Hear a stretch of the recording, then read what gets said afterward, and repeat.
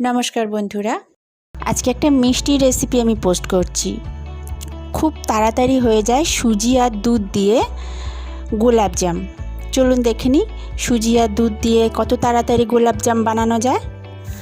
প্রথমে কড়াই চাপিয়ে তাতে চিনি আর জল সমপরিমাণে দিয়ে দিতে হবে। এবারে জলটা গরম হয়ে ফুটতে শুরু করলে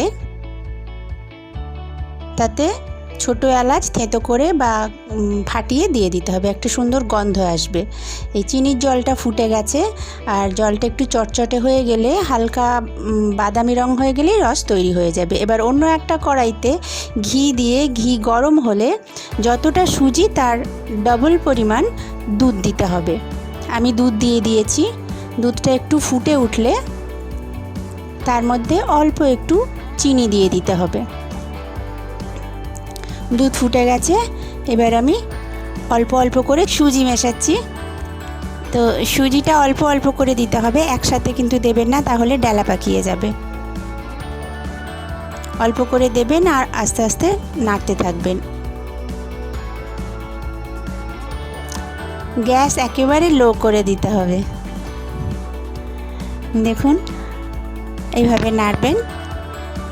এইভাবে পুরো সুজিটা দুধের সঙ্গে মিশিয়ে দিতে হবে। যতক্ষণ না এটা ভালোভাবে মিশে যায় ততক্ষণ এটাকে হালকা আঁচে নেড়ে যেতে হবে। একভাবে নাড়তে নাড়তে যখন এই মণ্ডটা পুরো কড়া থেকে ছেড়ে আসবে, সব সুজিটা এক জায়গায় হবে, ততক্ষণ পর্যন্ত এটা নেড়ে যেতে হবে।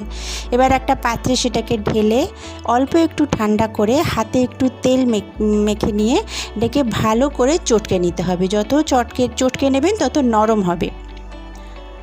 এবারে ছোট ছোট গোল গোল পাকিয়ে গোলাপ জামের শেপ দিয়ে কড়াইতে তেল গরম করে একটা একটা করে গোলাপ জামগুলো ছেড়ে দেবেন। ওতে খুন্তি দিয়ে নাড়ার চেষ্টা করবেন না, তাহলে কিন্তু ভেঙে যাবে। কড়াটা অল্প করে নাড়িয়ে দেবেন। তারপরে যখন অল্প একটু বাদামি রং ধরবে তখন খুন্তি বা কোনো কিছু দিয়ে নাড়তে থাকবেন। দেখুন রং ধরে গেছে। এইরকমভাবে হালকা বাদামি রং হয়ে গেলে ভেজে তুলে নেবেন। তুলে নিয়ে এবারে যে চিনির রসটা ছিল সেই রসের মধ্যে ফেলে দেবেন। দিয়ে খুব বেশি হলে ঠিক 3 থেকে 4 মিনিট একটু ফুটিয়ে নিয়ে গ্যাস অফ করে দেবেন। তাহলে এইভাবে তৈরি হয়ে গেল আমাদের দুধ আর সুজির গোলাপ জাম। আমার এই রেসিপিটা যদি আপনাদের সত্যি ভালো লেগে থাকে তাহলে একটা লাইক দেবেন। আর যারা এখনও আমার এই চ্যানেলটা সাবস্ক্রাইব করেননি তারা দয়া করে সাবস্ক্রাইব করুন আর পাশের বেল আইকনটা টিপে দিন, যাতে আমার পরের ভিডিওর ফার্স্ট নোটিফিকেশান আবার আপনাদের কাছে চলে যায়।